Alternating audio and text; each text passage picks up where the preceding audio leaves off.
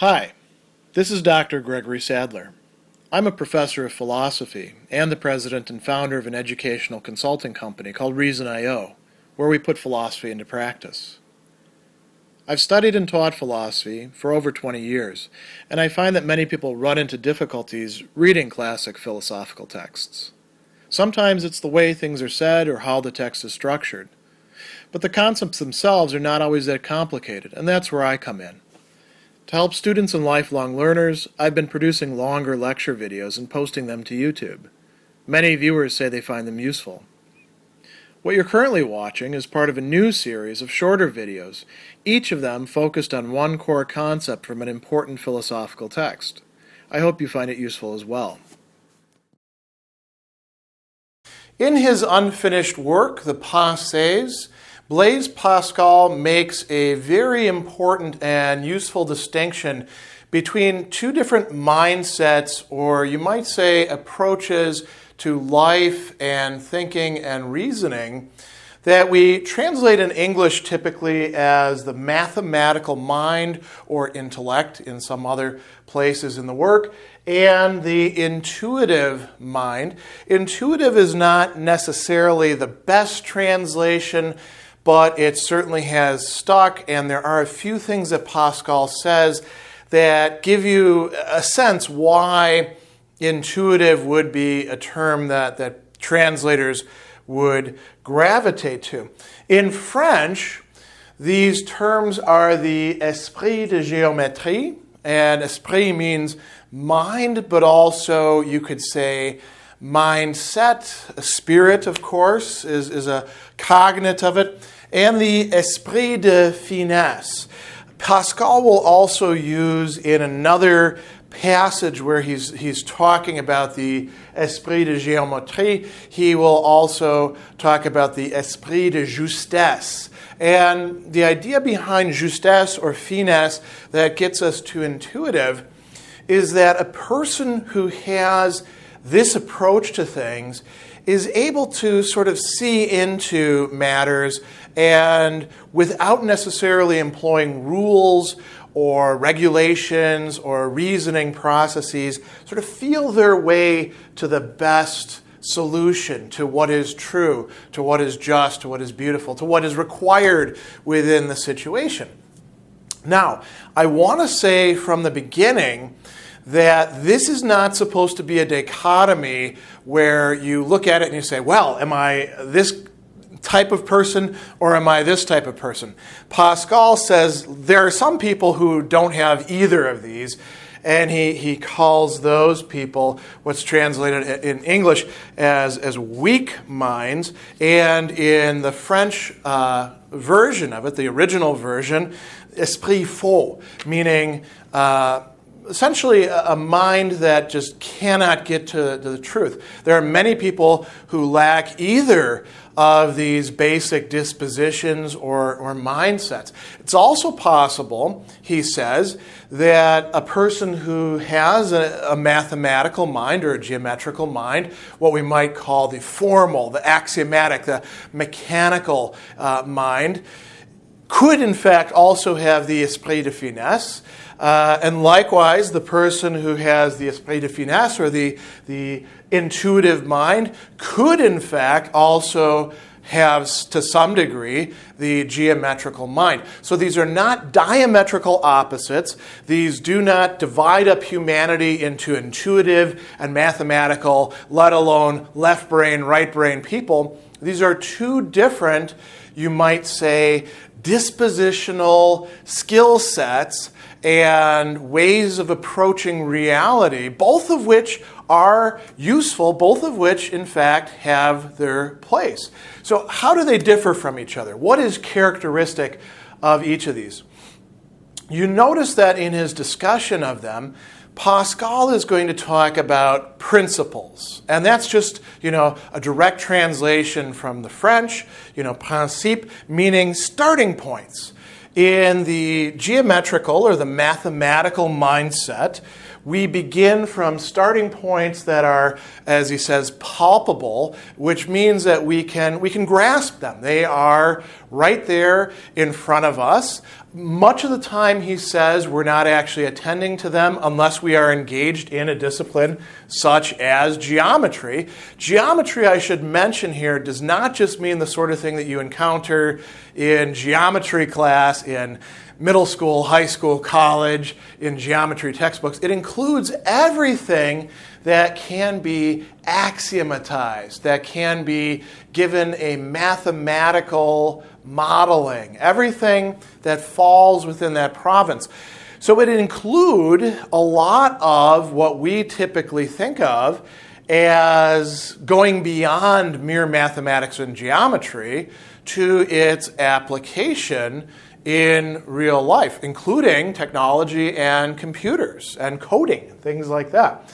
Now, he says the principles that are being relied upon, that are being grasped by the mathematical mind, are removed from common use. They're not the sort of thing that the average person in their day-to-day life is typically encountering. And that's why the average person is sort of out of their depth at first, at least at the beginning, until they get some experience and some training under their belt when it comes to these sorts of matters. And so, think about a geometry class. When you first start studying mathematics, some things are very clear, right? If you need 1 + 1 = 2 proven to you, you've got some problems. But there's a lot of other things in mathematics where if you open up a mathematics or geometry textbook, you look at the symbols and the notation, you're like, what the hell is this about, right? But then once you have the code explained to you and you wrap your head around the key concepts, it all falls into place fairly easily. And it's the same thing with many other formal systems as well, which can, in fact, be modeled through mathematics. The principles, he says, when we actually do look at them, turn out to be quite clear. They turn out to be understandable, at least for the person who's willing to apply him or herself. And the mathematical mindset uses those principles and processes of reasoning and definitions and axioms, the sort of, reasoning processes that begin from these clear starting points, and you show your work along the way, and then you get to the end and it makes sense and you can sort of trace your way back. That's what, in fact, the mathematical mindset looks like.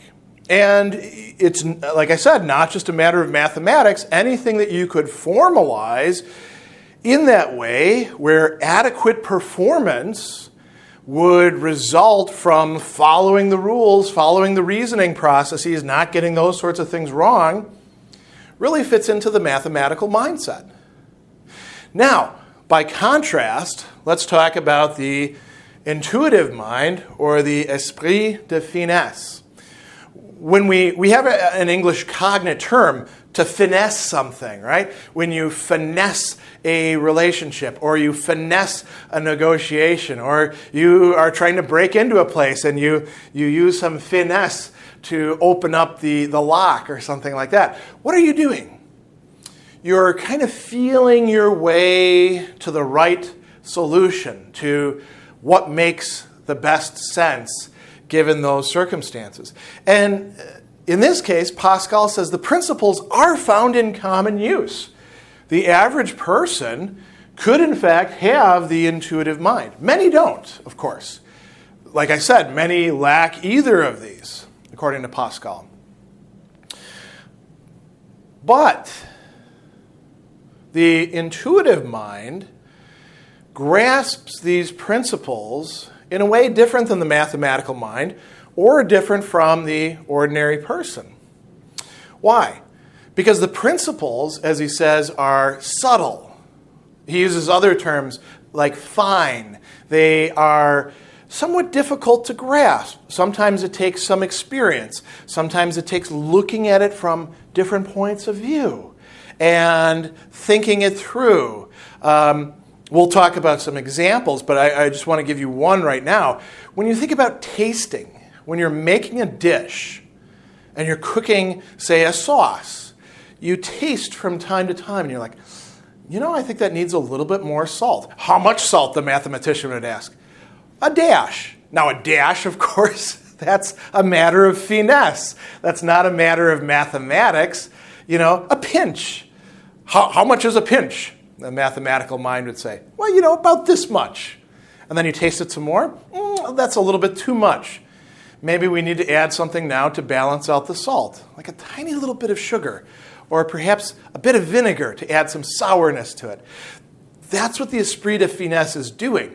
They're working with many different things, all of which are in play at the same time, and they're in some way processing all of this and balancing it all out and taking account of the entire idea. So the principles, as he says, are subtle and they are many. They are multiple. They're numerous, is the way the translation goes. Some of them actually need, as he says, to be felt rather than seen.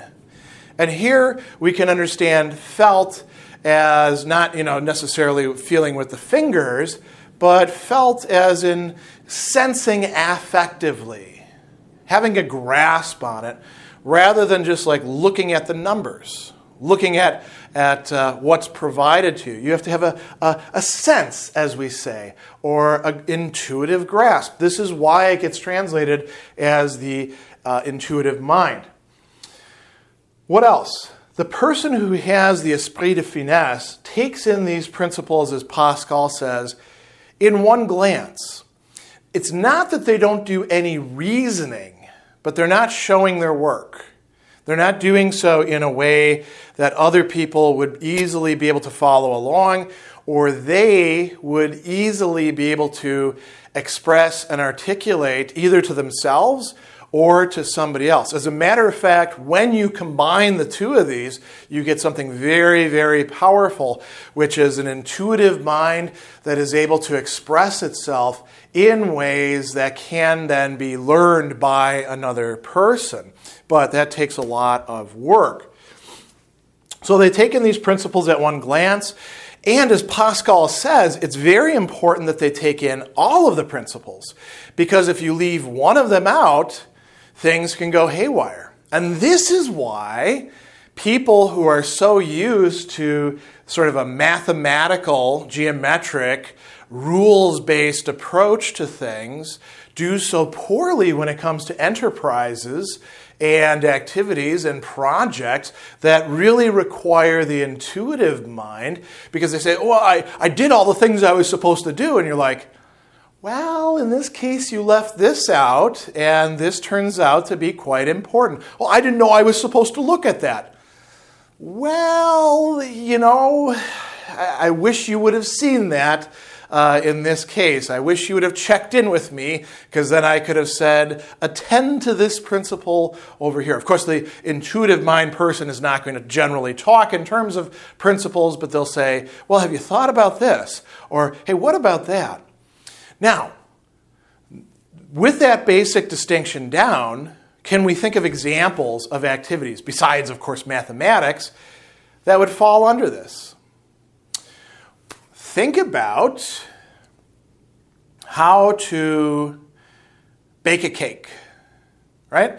Baking and pastry is actually, compared to other forms of cooking, very precise. In some respects, you could say that it fits the mathematical mind a bit better than, say, making sauces or cooking a roast or barbecuing. Barbecuing is very much, when you do it well, a matter of the intuitive mind. How much longer does it need to smoke? I'll know when I get there.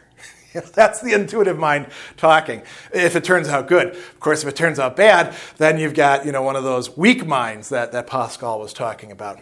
So we can talk in terms of cuisine, we can talk in terms of tasting and connoisseurship. We can also talk in terms of product development. Product development, I think, is in large part a matter of the mathematical mind. How much sugar, how much corn syrup should we add to this? Really the answer for corn syrup is none. But a lot of the things that we eat that is processed foods have a lot of that in there. And that comes from ignoring very important facets that would be left out and that the intuitive mind would grasp, these principles. Like, well, the food actually needs to taste good, not just like every other thing that's made with corn syrup. Falling in love and not screwing it up.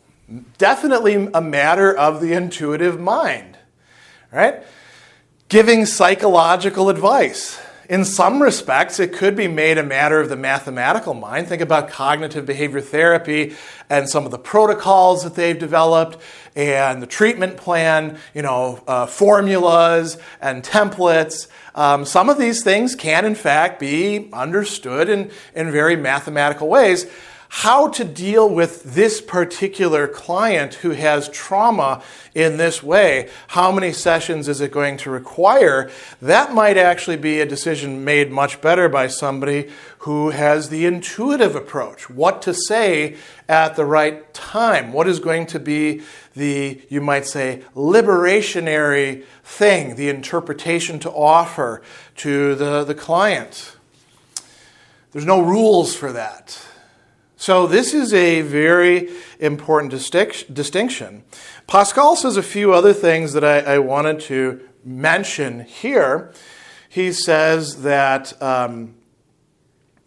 the intuitive minds are astonished when they're presented with propositions of which they understand nothing, and the way to which is through definitions and axioms so sterile and which they are not accustomed to see in detail, that they are repelled and disheartened.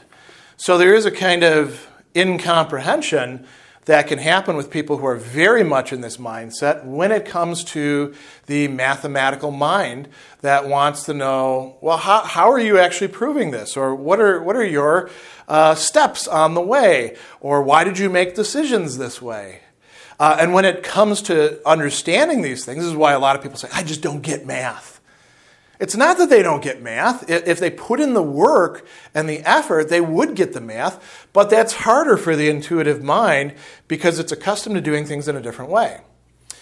Likewise, the mathematical mind, when it's sort of overdeveloped and underdeveloped in this area, has a very hard time figuring out what the hell this person is doing. How did they arrive at this decision? What's going on here? It seems very messy, very arbitrary, very, here's one of the words, subjective, right?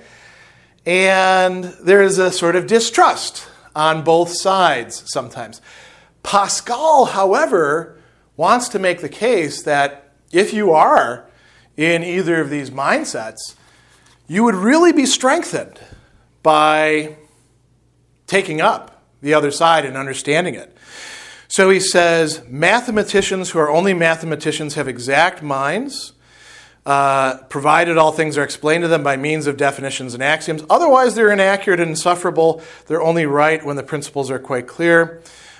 Men of intuition who are only intuitive cannot have the patience to reach the first principles of things speculative and conceptual, which they've never seen in the world. These are pits that they can fall into. However, if they do, in fact, learn the language, the mindset of the other side, they have a greater potential for getting to the truth of things. So that is this fundamental distinction. Pascal does have a few other things to say about it in other of his thoughts, but that is encapsulated how he treats it in the fragment that is entitled The Mathematical Mind and the Intuitive Mind.